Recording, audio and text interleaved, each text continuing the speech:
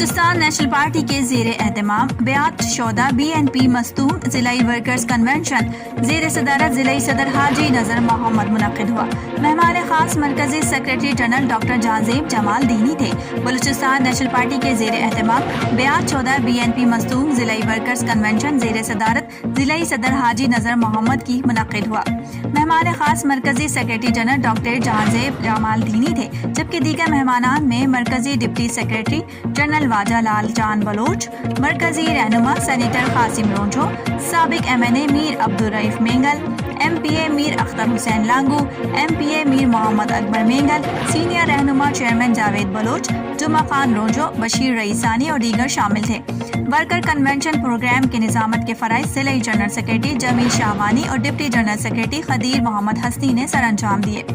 بیاد شہداء BNP مستون کے تربیتی ورکرز کنونشن میں BNP ضلع مستون کے مختلف علاقے کانگ درنگڑ مستون کے unit secretaries, deputy unit secretaries, councillors, workers نے بڑی تعداد میں شرکت کی۔ اس موقع پر شہداؤں کے لیے 2 منٹ کی خاموشی اختیار کی گئی۔